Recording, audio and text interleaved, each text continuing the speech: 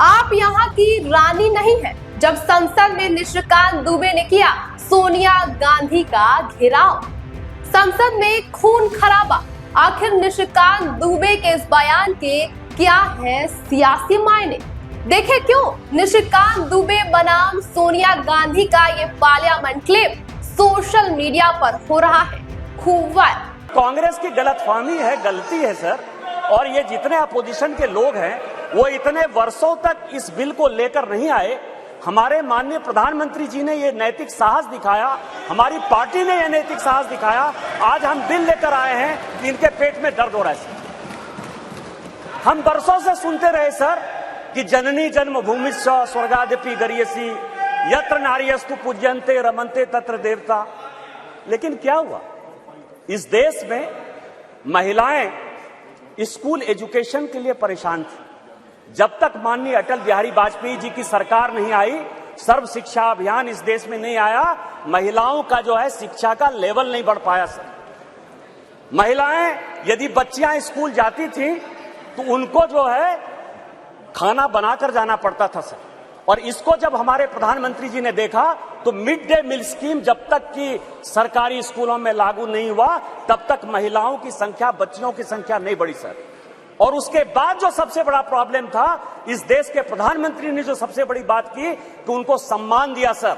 सारे स्कूल में, स्मृति ईरानी जी उस वक्त एचआरडी मिनिस्टर थी, सारे स्कूलों में शौचालय बनाकर महिलाएं कैसे अच्छा से पढ़ेंगी, बच्चियां कैसे आगे बढ़ेंगी, उसी का ये उदाहरण है। और उससे आगे बढ़कर आज जो कल से लेकर परसों से लेकर माननीय प्रधानमंत्री जी लगातार बोल रहे हैं कि सही समय है, यही समय। और इसी समय पर आज ये ऐतिहासिक सेशन बुलाकर माननीय प्रधानमंत्री जी ने महिलाओं को जो सम्मान देने का काम किया, उसके लिए हम भारतीय जनता पार्टी के कार्यकर्ता गौरवान्वित हैं। और हम उनका जो है आदर और नमन करते हैं कि उन्होंने महिलाओं को आरक्षण देने का फैसला किया। सर मैं पढ़ रहा था, काफी बातें कही, मैं केवल 2-3 चीजें बताना चाहता हूं, फिर अपने विषय पर आऊंगा सर।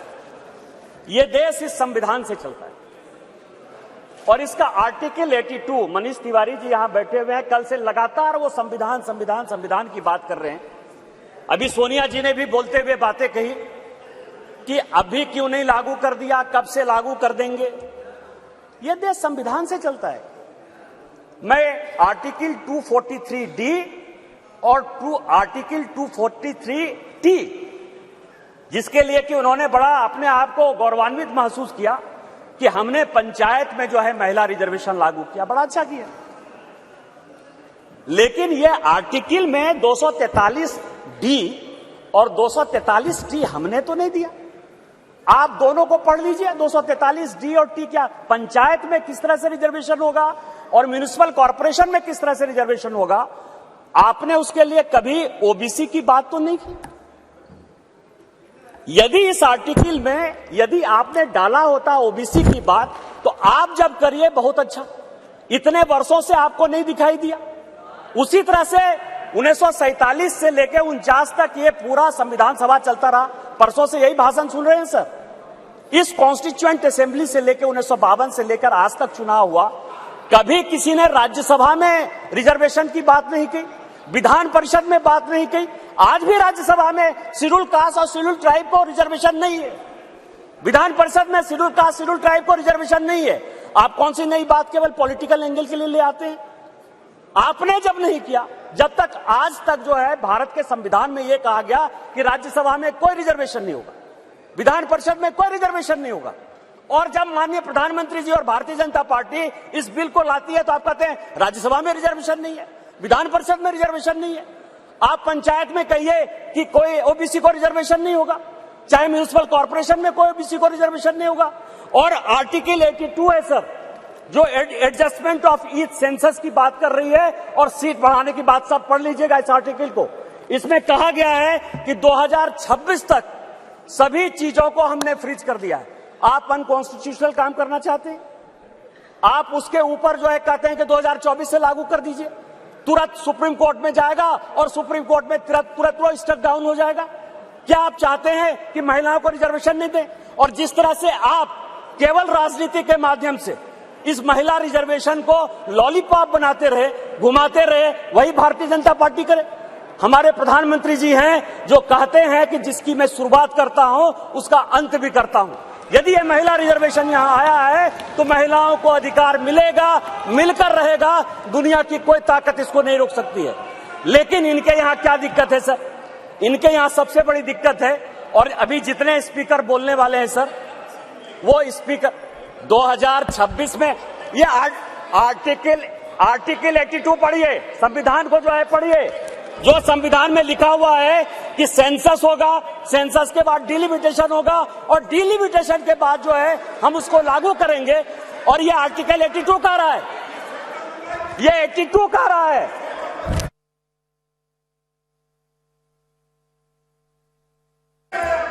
सर पूरे देश दुनिया में कोरोना के कारण लोग मरे, माननीय प्रधानमंत्री जी के कारण आज 140 करोड़ लोग बच गए। इस पार्लियामेंट को चलाने में आप जैसे लोगों को क्या समस्या हुई सर?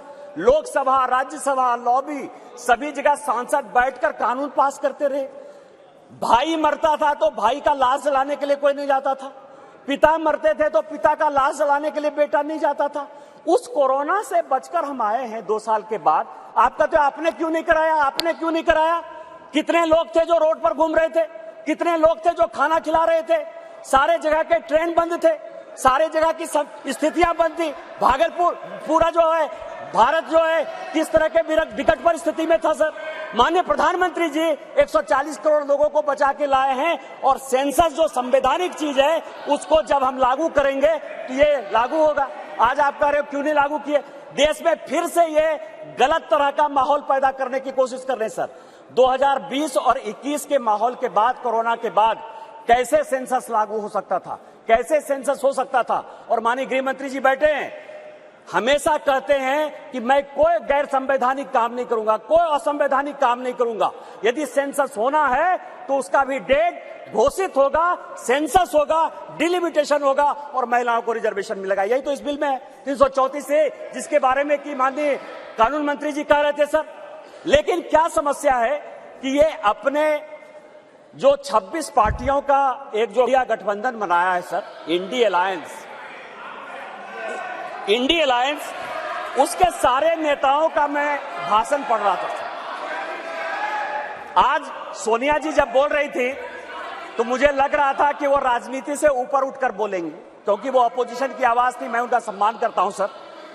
इस महिला रिजर्वेशन के लिए जिन महिलाओं ने पार्लियामेंट के अंदर और पार्लियामेंट के बाहर सबसे ज्यादा आवाज उठाई, वो बंगाल की गीता मुखर्जी थी और भारतीय जनता पार्टी की सुषमा स्वराज थी।